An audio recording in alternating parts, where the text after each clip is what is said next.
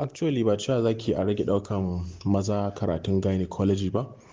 Abin da ya dace a yi shine ku na cikin gida, ku iyaye, ku ne za ku ringa motivating yaranku suna tashi da aƙida na son harkan aikin medicine da sauransu.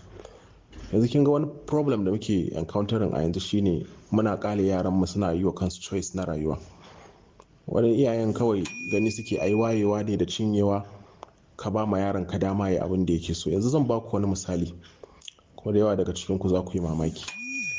Nan da shekara 10 masu zuwa, da yawa daga cikinku yaranku ba za su samu aiki ba. Ko da ku yaranku sun yi masters da phd, wallahi ba za su samu aiki ba sai idan sun yi karatu a field ɗin da yake marketable. Yanzu an daina encouraging yara su karanci history, su karanci wani biology, su karanci wani accounting, su karanci wani government, su karanci irin wayannan courses din na arts. Ni courses din arts ma ya kamata a scrapping ɗinsu daga cikin tsarin karatu. Saboda me? Yanzu duniya is about engineering, duniya is about structuring, duniya is about robotics, duniya is becoming, everything is about computer. Duk abin da kake yi a rayuwa yanzu computer za ta iya yi. Ko ɗanka zuwa ya je karanci medicine, wallahi zai iya samun problem nan gaba ya kasa samun aiki a likita. Saboda me? Muna da wani mashin da ake kira da Vinci. Wannan mashin din za a iya kwantar da patient guda 100 ya musu surgery guda 100 a rana. Kuma abin da ake bukata likita guda ɗaya ne kawai zai duba mashin din ya tabbata mashin din yana aiki yadda ya kamata, shi kenan. So yanzu idan ana da mashin guda ɗaya wanda zai iya yin aikin da mutum 10 za su yi, tiyatar da mutum 10 za su yi, shi kaɗai mashin din nan ya maka. To kuna ganin cewa yaran ku su samu aiki? Maganan gaskiya yara ba su samu aiki ba. To da haka abin da za ku yi shine tun yara suna ƙanana za a fara kintsa musu wani tunani a zuciyarsu. To fa idan ka tashi fa na san ne ka zama pilot. Shi ma pilot din Allah na tuba ai ya kusa ya fita daga aiki, domin nan gaba kaɗan za a fara samun jirage that are 100% automated. Wallahi al'azim ba wasa nake muku ba. Nan da shekara 5 masu zuwa jiragen sama za su fara hawa sama babu pilot. Kawai sai dai kawai wani yana can daga wani ɗaki yana operating ɗinsu. Tunda yanzu haka ɗin nan ma ni kaina yanzu haka ina aiki akan wani project na irin drone ɗin nan wanda jirgi ne gashi ya tashi amma controlling ɗinsa yana cin wani guri, for example. So don haka ku dinga gwada ma yara cewa idan sun taso to kaza za ka karanta. Maganan wani yaro wai ya zo muku da ra'ayinsa wai ya ce muku wai kaza yake sanya in ya girma, zancen banza ne. Kada ku bar yara su ringa wa kansu da kansu tunanin su dan karami ne bai fi cikin cokali ba. Find a way a matsayin ku na parents, ku persuading din su liking abin naturally. Yaro ya tashi ya ce he wants to be a musician, ke dai kin san tabbas music in ba wani ikon Allah ba lalle ya ci gaba ba, musamman a ƙasa irin Najeriya. Su dai bidiyo ma da suka ci gaba da Allah ne da ya taimake su da yawa, musanya akai suka kai inda suka kai ba yau.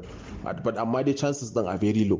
So ki fara nuna ma yaro cewa okay kaga look akwai abubuwa da yawa da you can do wanda za su taimaki al'ummarka. Ka zama likitan kwakwalwa, ka dinga saving mutane daga hauka. Use techniques da abubuwa.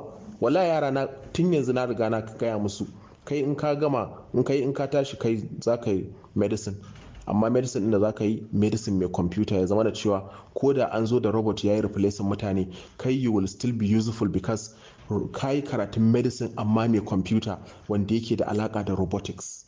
Medicine with robotics. Karamin kuma na gaya masa, na ce masa to kai kuma idan ka tashi structural engineer za ka yi. Saboda me? Allah manzala sallallahu alaihi wasallam ya ce idan alkiyama ta kusa tashi gine-gine za su karu. Yau ku duba ku gani, akwai wata kasuwar da ta kai kasuwar gini a duniyan nan? Babu ita.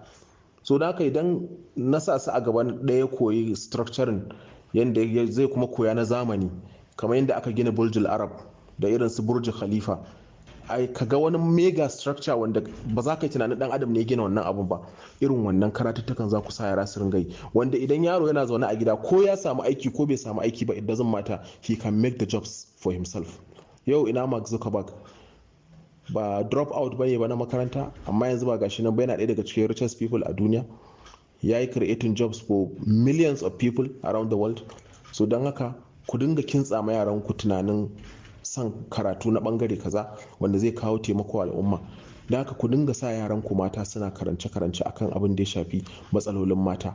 Wallahi is a shame a ce wai duk girman Kano da kewaye ba mu da gynecologists mata guda 50. duk girman Kano da kewayenta ai abun kunya ne wannan.